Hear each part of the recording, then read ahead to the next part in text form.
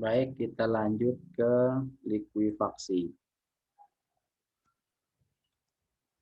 Jadi dampak lanjutan dari gempa bumi di beberapa wilayah itu ada juga fenomena atau bencana akibat likuifaksi. Fenomena yang terjadi ketika tanah yang jenuh atau agak jenuh kehilangan kekuatan dan kekuatan akibat adanya tegangan. Misalnya getaran gempa bumi atau perubahan ketegangan lain secara mendadak sehingga tanah yang padat berubah wujud menjadi cair. Jadi sebenarnya awalnya padat karena bisa ditempati untuk membuat infrastruktur ya, pemukiman dan infrastruktur publik misalnya. Akan tetapi di bawah tanah ini ada cekungan air tanah atau air tanah dalam, yang mana ketika terjadi gempa bumi dengan struktur tanah yang mungkin padat menuju pasir gitu ya, agak mendekati pasir, lama kelamaan ketika terjadi gempa bumi dia seperti melarut gitu ya, tanahnya mencair, kayak mencair gitu, sehingga rumah atau beban yang ada di atas tanah itu akan tersedot ke dalam tanah gitu, seperti yang terjadi di uh, wilayah Petobo itu ya, di Palu pada saat gempa Palu tahun 2018 itu, hingga satu kampung itu kayak ditelan bumi gitu. Nah ini salah satu gambarnya kalau tidak salah di Petobo. Nah, jadi banyak lumpur di sini. Ciri-ciri likuifaksi itu ketika terjadi gempa bumi kemudian muncul lumpur dan pasir misalnya, itu adalah ciri-ciri wilayah yang rentan terjadinya likuifaksi atau pencairan tanah. Nah, gitu. Jadi tingkat kekompakannya sangat kurang ya, mendekati nol. Jadi dia tidak kompak. Ibaratnya kayak pasir. Kita kan kalau injak pasir yang basah itu kan biasanya gitu, naruh benda yang berat dia akan masuk ke situ ke dalam. Nah ini berpotensi di Indonesia karena beberapa wilayah kita juga kan struktur tanahnya tidak kompak, kemudian di dalamnya ada air tanah dalam. Terjadi gempa, ya itu yang menyebabkan terjadinya likuifaksi. Nah kemudian lanjut ke letusan gunung berapi.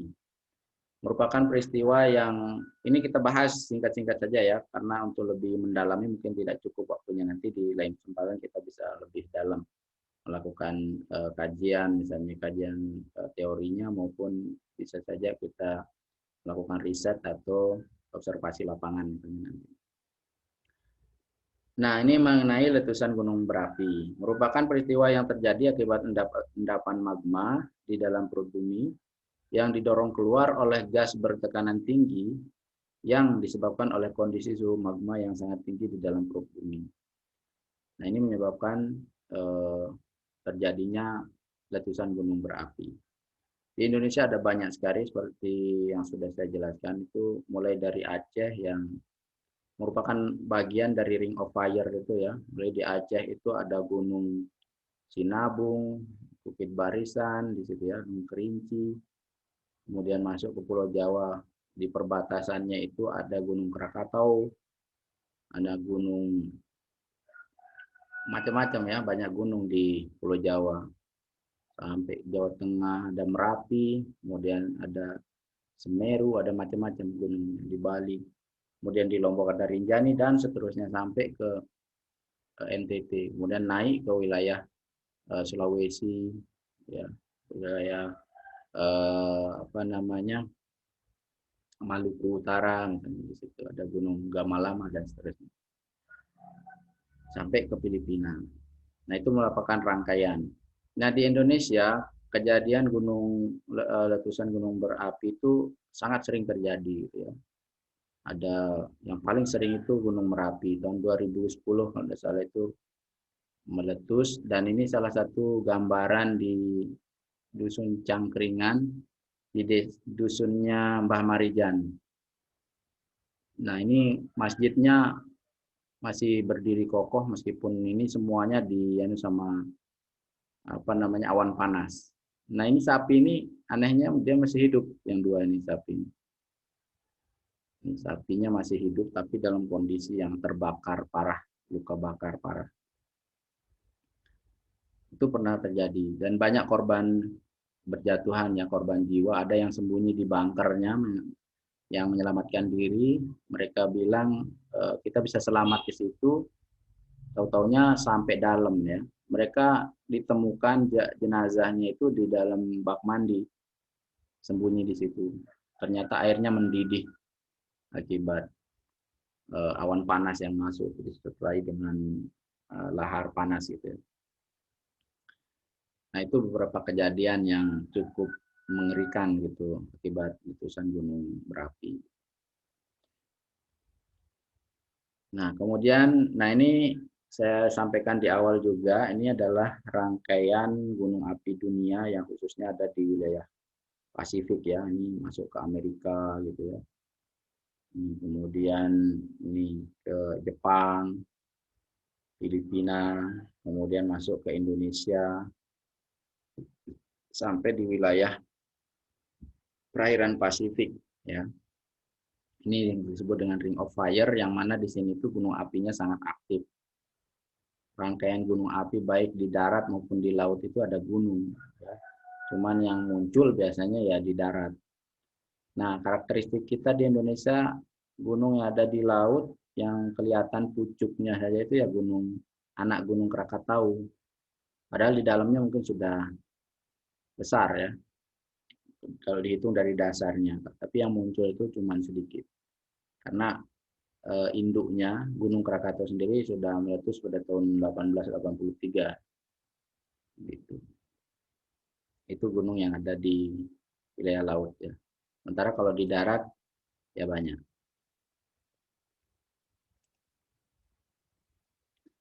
Selanjutnya itu tsunami. Tsunami juga bagian dari terjadi akibat aktivitas lempeng, terutama gempa bumi. Kalau kita lihat konsepnya, tsunami itu merupakan gelombang air besar yang diakibatkan oleh gangguan di dasar laut seperti gempa bumi. Nah, itu biasanya gempa bumi, tapi bisa jadi juga disebabkan oleh runtuhan atau hasil jatuhan akibat aktivitas letusan gunung berapi gitu ya, bisa jadi. Tapi biasanya itu disebabkan oleh gempa bumi. Gangguan ini membentuk gelombang yang menyebar ke segala arah dengan kecepatan gelombang mencapai 600 sampai 900 km per jam. Itu sangat cepat. Tapi awalnya itu antara 30 sampai 70 km per jam ya. Dan lama-lama semakin ke pinggir itu semakin cepat. Makanya ketika terjadi, ada indikasi mau terjadi tsunami, itu seharusnya cepat mengosongkan wilayah pesisir pantai gitu. Tiga tsunami yang pernah terjadi di Indonesia itu yang pernah tercatat cukup besar ya. Ada di Aceh yang paling besar itu tahun 2004, Palu 2018, dan Selat Sunda 2018 ya. Kemarin-kemarin kalau yang dua ini.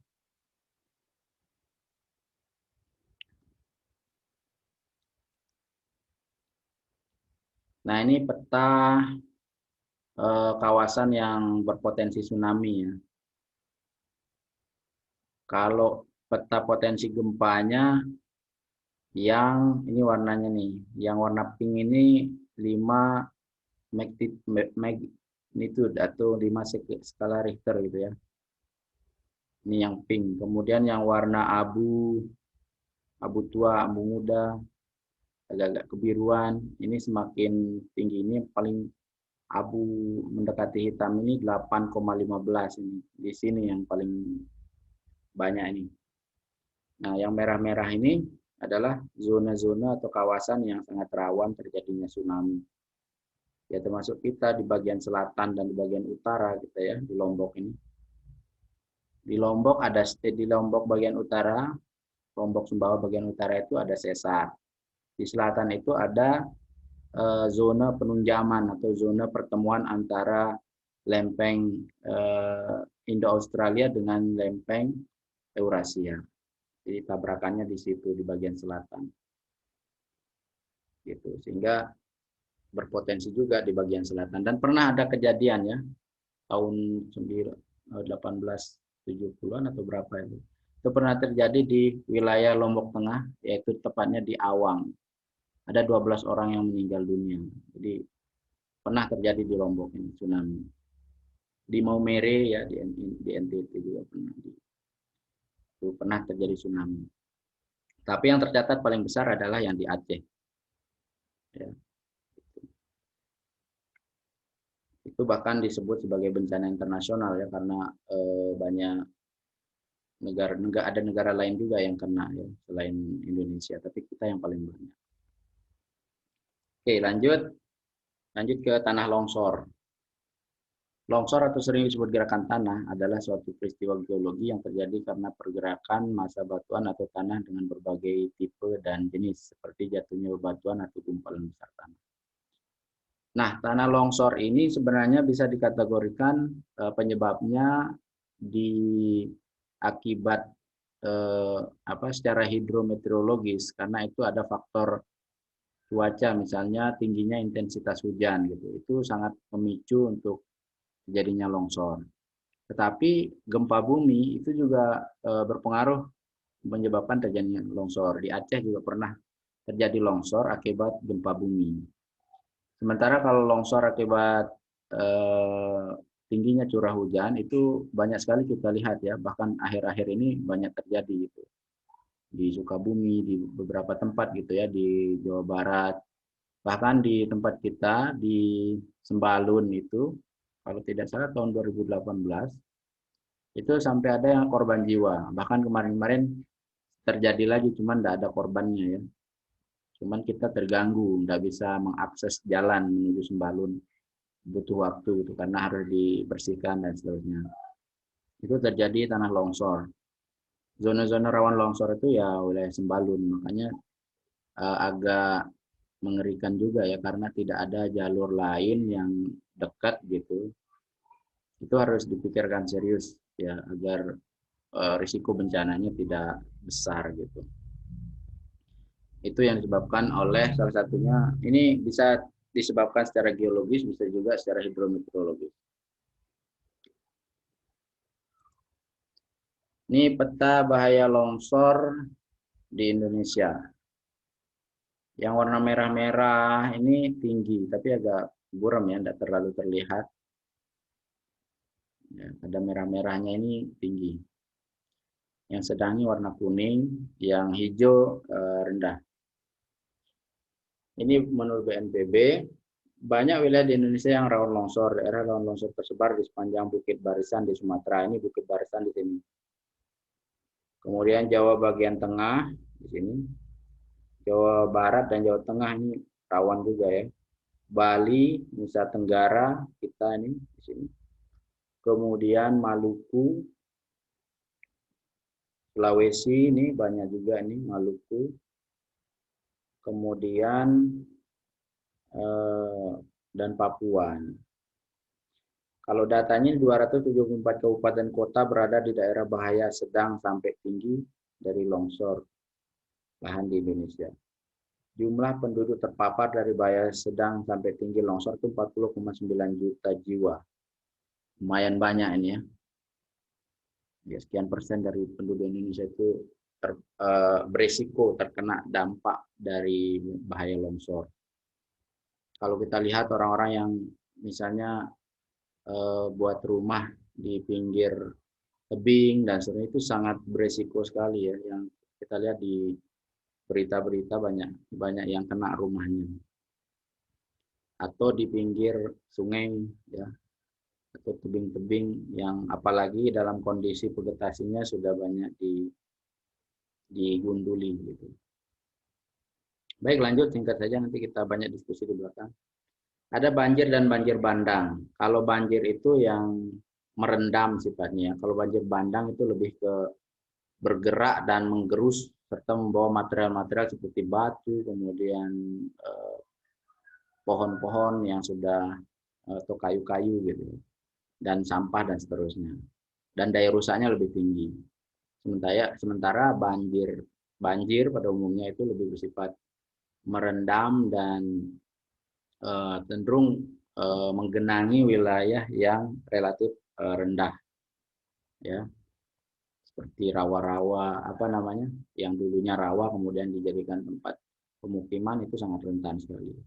Wilayah yang lebih rendah. Makanya kalau mau melakukan perencanaan pembangunan, maka perlu diperhatikan juga aspek risiko terjadinya bencana banjir, ya, terutama jangan terlalu rendah gitu ya tempatnya, dan jenis tanahnya juga apa namanya, misalnya yang di hulunya yang bagian atas itu banyak ditebang, itu sangat berisiko. Seperti beberapa kali terjadi di Dompu ya, itu beberapa literatur yang saya baca juga disebabkan oleh penebangan yang secara masif untuk pembangunan lahan pertanian jagung, ya, karena di sana sumber komoditas jagung, pertanian, dari pertanian jagung. Nah, sebenarnya dilema ya, di satu sisi ingin menghasilkan produk komoditas jagung yang tinggi, di sisi lain kondisi lingkungan juga perlu diperhatikan, sehingga beberapa kali terjadi banjir bandang dan seterusnya di situ. Nah, ini kita memang harus harmoni ya, artinya membuat harmoni itu seimbang, seimbang antara kebutuhan ekonomi dengan kebutuhan lingkungan kita, apa namanya, seimbang seimbang dalam mengelola gitu ya, mengelola lingkungan dan juga lahan-lahan untuk kebutuhan ekonomi. Nah, itu masalah banjir ya. Dan beberapa kali kita juga di wilayah Lombok Timur khususnya itu terjadi banjir bandang, misalnya di Obel-Obel sana, di Obel-Obel ya, kemudian beberapa waktu yang lalu juga di Labuan Haji di Dusun Mandar gitu ya, di apa Pringgabaya itu terjadi juga banjir. Nah, ini perlu diantisipasi terutama sebelum datangnya musim hujan. Nah, ini peta indeks ancaman bencana banjir di Indonesia. Jadi kalau kita lihat sebarannya ini ya, termasuk beberapa tempat ini kayaknya yang merah di Pulau Lombok ini, di wilayah Lombok Barat, di Ampenan misalnya, itu rentan sekali banjir karena lokasinya yang relatif lebih rendah. Ya, sedikit kalau kita. Nah, yang banyak itu ya terutama kemarin itu di Kalimantan ya, yang banyak itu. Kenapa banyak di Kalimantan? Ya karena banyak konversi lahan di situ. Banyak apa namanya? Alih fungsi lahan dari hutan menuju ke kawasan perkebunan, terutama perkebunan sawit. Jadi salah seorang aktivis lingkungan di situ, termasuk masalah kekeringan, masalah kebakaran hutan, ya, kebakaran hutan dan banjir ini pemicunya itu di degradasinya, di apa namanya, ditebang-tebangnya hutan untuk konversi dan dikonversi untuk kebutuhan lahan pertanian atau perkebunan apa kelapa sawit begitu. Di samping sebagai lahan tambang, itu banyak dibabat habis hutannya untuk lahan tambang dan kelapa sawit, perkebunan kelapa sawit itu banyak di Kalimantan, sehingga hutan-hutan gundul, curah hujan tiba-tiba ekstrim itu tidak mampu menampung air hujan, curah hujan yang tinggi, sehingga terjadilah banjir seperti terjadi beberapa waktu yang lalu ya, di Kalimantan. Ada di Sulawesi, di Papua juga ya. Nah, kita juga nih di NTB itu ini kayaknya Bima Dompu ini yang langganan ini, Bima Dompu. Kalau kita di Lombok Timur yang ada riwayat banjirnya itu ya di Sambelia, banjir bandang gitu. Dan beberapa tempat yang tidak terlalu signifikan lah dampaknya. Nah, selanjutnya kekeringan. Ini adalah kekurangan pasokan air pada suatu daerah dalam masa yang berkepanjangan, beberapa bulan hingga bertahun-tahun. Biasanya kejadian ini muncul bila suatu wilayah secara terus-menerus mengalami curah hujan di bawah rata-rata. Artinya sangat minim curah hujannya. Nah, ini juga perlu diantisipasi ya, karena kekeringan ini, bencana alam kekeringan ini seolah-olah menjadi rutinitas dihadapi ya. Bahkan pada tahun 2017, kalau tidak salah 17 atau 16, itu saya dapat cerita dari teman yang di BPBD, itu paling tinggi tuh, sekian ribu, ratus mobil yang dikirim ya ke Jeruaru itu untuk memenuhi kebutuhan air bersih orang-orang di sana.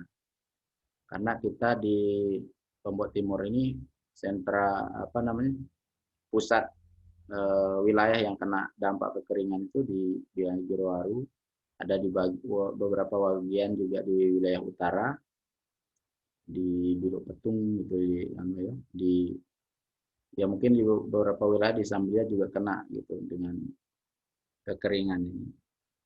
Ini disebabkan ini merupakan bencana hidrometeorologis yang dampaknya itu mungkin tidak apa namanya, secara langsung kita lihat seperti gempa bumi ya yang menyebabkan kematian dan seterusnya, tetapi ini berdampak baik secara psikologis, kemudian secara ekonomi juga. Mereka juga kadang kan ada yang beli air, sehingga pengeluaran juga menjadi semakin bertambah gitu untuk air gitu. Jangankan untuk mandi ya, untuk masak aja susah. Bahkan untuk wudhu aja pernah saya ada kakak tingkat kalian yang melakukan penelitian di wilayah Jeruaru itu, untuk wudhu aja enggak bisa, susah ya, apalagi untuk mandi dan seterusnya. Nah itu kekurangan air di situ, kekeringan, bencana kekeringan. Itu dampaknya secara psikologis. Rata-rata makanya orang-orang di, saya enggak menjas atau menuduh secara mutlak semuanya ya, tapi kecenderungan orang-orang yang di wilayah dengan kondisi geografis yang tandus, yang sulit air, itu sangat rentan memicu terjadinya kriminalitas. Ya, sebagaimana kita tahu ya, di wilayah selatan khususnya itu sering kali kita dengar misalnya kayak begal atau pembunuhan, perampokan gitu. Itu sangat berdampak pada kondisi psikologis orang yang berada di wilayah itu. Artinya cenderung lebih apa ya? Ya kondisi batinnya cepat terpicu gitu dengan keadaan yang seperti itu, yang kering gitu. Nah, seperti itulah kurang lebihnya. Nah, itu kekeringan itu ya harusnya diantisipasi dan dicarikan solusi sebaik-baiknya. Oleh karena itu, kalau menurut saya, misal kalau kita lihat kasusnya di Lombok Timur ya, saya pernah menghadiri sebuah kegiatan di Bapeda Lombok Timur yang diselenggarakan oleh Bapeda, yang menyampaikan bahwa kondisi mata air kita di Lombok Timur itu semakin kritis. Nah, hal ini disebabkan oleh banyaknya alih fungsi lahan, terutama untuk lahan apa namanya, pembangunan rumah maupun infrastruktur publik lainnya, sehingga menyebabkan banyak mata air menjadi kering.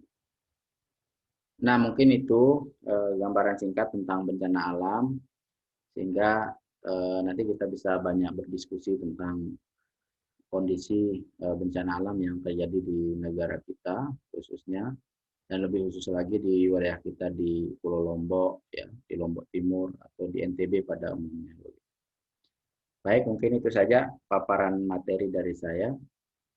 Ini peta indeksnya sedikit ya, ancaman bencana kekeringan ada di beberapa tempat, termasuk sebenarnya kita juga kena ya di Lombok ini, tapi tidak digambarkan secara jelas di sini. Nah, kurang lebihnya itu ya. Silakan kalau memang ada yang mau ditanyakan atau ada yang mau disampaikan terkait dengan bencana alam, saya persilahkan.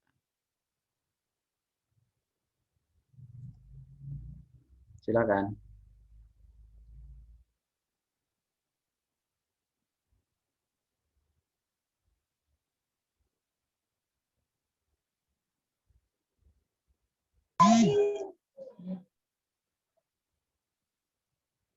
Halo,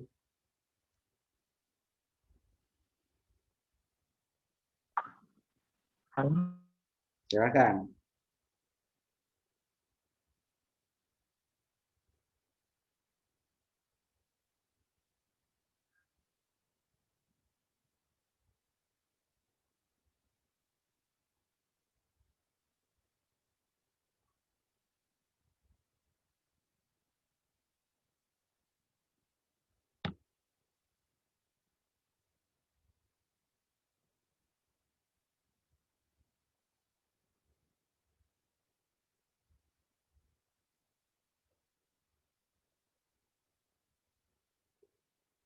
Anja, Iya, Bapak. ada yang mau ditanyakan? Iya, saya mau bertanya. Ya, silahkan.